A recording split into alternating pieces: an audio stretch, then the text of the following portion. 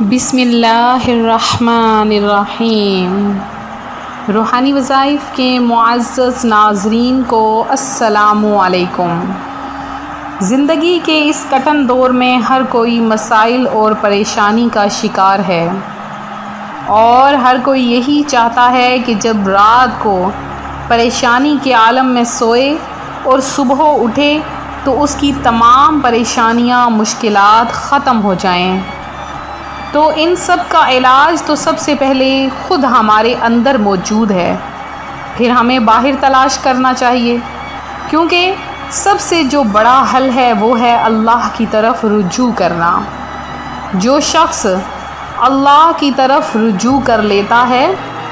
اللہ پاک اسے اچھا عطا کرنا شروع کر دیتا ہے، اچھی سوچ، اچھی بوجھ، ہر چیز میں اللہ پاک اس کا حامی و ناصر ہو جاتا ہے، اور اللہ تعالیٰ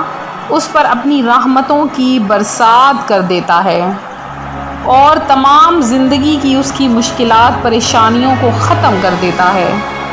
جیسا کہ محرم الحرام کا مبارک مہینہ ہے،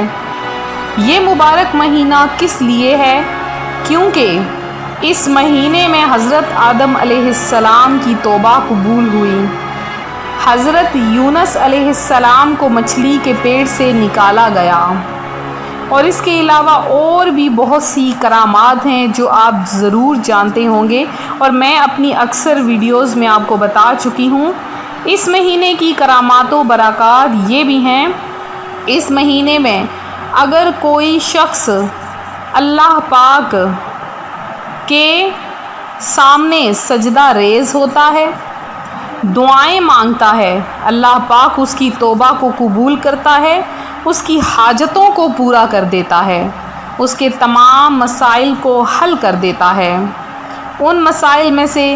سب سے جو چھوٹا ترین مسئلہ ہے وہ انسان کا یہ ہے کہ انسان ڈپریشن، پریشانی کا شکار رہتا ہے۔ پریشانیاں کیوں آتی ہیں؟ پریشانیاں تب آتی ہیں جب انسان اللہ سے دوری اختیار کرنا شروع ہو جاتا ہے۔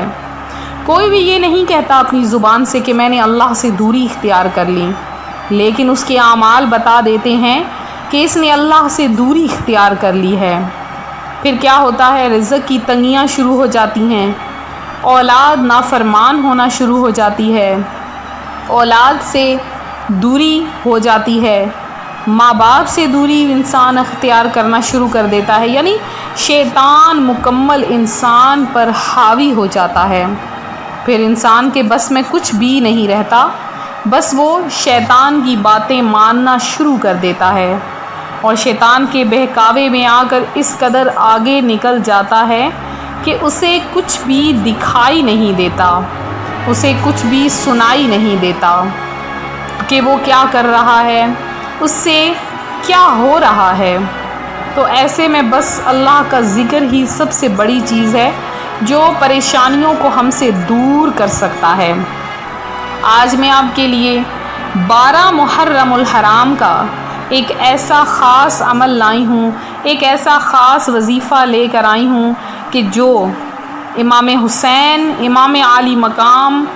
رضی اللہ تعالی عنہ کے وسیلے سے اللہ پاک اس وظیفے کی برکت سے آپ کی 80,000 حاجتیں پوری کر دے گا، اور آپ کو اتنا عطا فرما دے گا کہ آپ کے پاس مانگنے کے لیے اور کوئی چیز نہ رہ جائے گی، یعنی ہر چیز اللہ کی ذات آپ کو عطا فرما دے گی۔ لیکن وہ ہمارا رب ہے نا، اس کا دینا بنتا ہے اور ہمارا لینا۔ ہم تو ہر وقت مانگیں گے عاشورہ کے مہینے میں اور محرم الحرام کے اس مبارک مہینے میں اللہ پاک کی بارگاہ میں کثرت سے توبہ کریں، قرآن کریم کی تلاوت کریں، ذکر الہی کریں۔ ذکر الہی کرنے سے اللہ پاک انسان پر اپنی رحمتوں کی برسات کرتا ہے، اس کے رنج و غم مصیبتوں کو دور کر دیتا ہے، انعامات و نوازشات کی بھرمار کر دیتا ہے کیونکہ اللہ پاک فرماتا ہے کہ جو میری طرف ایک قدم بڑھاتا ہے میں اس پر اپنی رحمتوں کی برسات، انعامات و نوازشات میں ذرا بر بخل نہیں کرتا، میں اس کو بے شمار عطا کر دیتا ہوں، اور اس کو اتنا عطا کرتا ہوں کہ وہ بندہ خود یہ کہنے پر مجبور ہو جاتا ہے کہ وہ رب تعالیٰ تو غفور الرحیم ہے۔ محرم الحرام میں جو عاشورہ کا دن جو آپ نے عبادتوں میں گزارا، تو اگر کسی نے ایک روزہ رکھا ہے تو مہینے میں محرم کے کسی بھی دن اپنا دوسرا روزہ بھی رکھ کر 2 روزے مکمل کر لیں، کیونکہ محرم الحرام کے جو عاشورہ کا دن ہے یعنی 10 محرم الحرام، اس کی ایک فضیلت یہ بھی ہے کہ اسی دن حضرت یوسف علیہ السلام کنویں سے نکالے گئے، اسی دن داؤد علیہ السلام کی توبہ قبول ہوئی، اسی دن حضرت ابراہیم علیہ السلام کی ولادت ہوئی، اسی دن حضرت یعقوب علیہ السلام کی بینائی کا ضعف دور ہوا، اور اسی دن نبی کریم نور مجسم صلی اللہ علیہ وآلہ وسلم کو مغفرت کی بشارت ملی کہ آپ کی امت کو بھی معاف کر دیا جائے گا اور آپ کے کہنے پر بخش دیا جائے گا۔ لہٰذا آپ لوگ بھی یہ مہینہ ہرگز غفلت میں نہ گزاریں۔ تو میرے وہ بہن بھائی جنہوں نے دعا میں حصہ لیا ہے، ویڈیو کے اینڈ میں ان کا نام لیا جائے گا۔ تو سب سے پہلے میں اپنا وظیفہ بتاؤں جو کہ خاص آپ سب کے لیے ہے۔ آج کا وظیفہ بہت ہی خاص ہے۔ کرنا آپ نے کیا ہے، بہت چھوٹا سا عمل ہے۔ 12 محرم الحرام کے دن آپ نے ظہر کی نماز کے بعد یا عصر کی نماز کے بعد یہ عمل کرنا ہے۔ نماز سے فارغ ہونے کے بعد جائے نماز پر ہی بیٹھے رہیں اور ادھر ہی بیٹھے بیٹھے تسبیح ہاتھ میں رکھ لیں، اور اس تسبیح پر 100 مرتبہ، بس 100 مرتبہ آپ نے درود پاک کو پڑھ لینا ہے۔ درود پاک پڑھنے کے بعد ایک تسبیح آپ نے درود پاک کی پڑھ لی، اس کے بعد آپ نے سورہ اخلاص، سورہ فلق اور سورہ ناس، یہ تینوں قرآن پاک کی آخری صورتیں ہیں۔ سورہ اخلاص، سورہ فلق اور سورہ ناس، ان تینوں صورتوں کو آپ نے باوضو حالت میں آپ نے ان کو تقریباً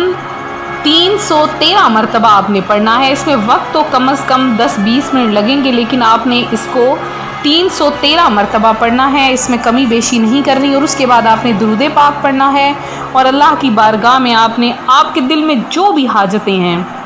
سب کی سب آج ہی مانگ ڈالیں، ذرا بھر بھی دیر نہ کریں، غفلت نہ کریں، بس جو مانگنا ہے آج ہی مانگ لیں، یہ سمجھ کر کہ آج ہی کا دن مانگنے کے لیے ہے، اس کے بعد کوئی دن نہ آئے گا۔ یہ تھا میرا آج کا وظیفہ جو میں آپ کی خدمت میں لے کر حاضر ہوئی۔ اب میرے وہ بہن بھائی جنہوں نے خصوصی دعا میں حصہ لیا ہے، ان میں ایک میرے بھائی ہیں شاکر خان، شہزاد علی، عمران احمد ہیں، شہناز شیخ ہیں، اور اس کے علاوہ عرشیہ ہیں، رضیہ بیگم ہیں، نشا خان ہیں، فریضہ ہیں، آسمہ عادل، شبانہ ہے، ریشمہ خان ہیں، اور عبد الرب یعنی فاطمہ حیات ہے، محمد نسیم قریشی ہیں، اور سمرہ فاطمہ ہیں، ارہا نور ہیں، فائزہ ہیں، اور محمد رمضان ہیں، نویدہ پروین ہیں، محمد شاکر ہیں، اور اس کے علاوہ زاہد خان ہیں، نور جہاں چشتی ہیں، اور محمد آصف ہیں، ممتاز کاشمی ہیں، کوثر ہیں، ریحانہ تاج ہیں، محمد آصف ہیں، سمینہ ناز ہیں، زاہد خان ہیں، فریدہ ہیں، مہجبی ہیں، اور جنید بغدادی ہیں۔ اس کے علاوہ مون شیخ ہیں، اور فرحاد ملک ہیں، عابدہ شیخ ہیں، فرحانہ ہیں، اور افسانہ خان ہیں۔ اس کے علاوہ راشد قریشی ہیں، اور ظہیر احمد ہیں، زاہد احمد ہیں، ذیشان ہیں، اور میرے جتنے بھی بہن بھائی ہیں کم از کم یہ بن رہے ہیں 550 کمنٹس ہیں، تو ان سب کا نام لینا بہت زیادہ مشکل ہے۔ تو آپ لوگ جتنے بھی ہیں سب کے لیے خصوصی دعا کا اہتمام کروایا جائے گا انشاءاللہ عز و جل۔ آپ لوگ اسی طرح سے نام اپنے کمنٹ سیشن میں میسج کرتے رہیں۔ تو باقی تمام جو ہے محافل میں، مساجد میں، اور اس کے علاوہ مدینہ منورہ کے مضافات میں دعاؤں کا اہتمام کروایا جائے گا، آپ لوگ ضرور اپنا نام شامل کروائیں۔ ملتے ہیں اپنے اگلے وظیفے کے ساتھ، دعاؤں میں یاد رکھیں، اپنا خیال رکھیں، فی امان اللہ۔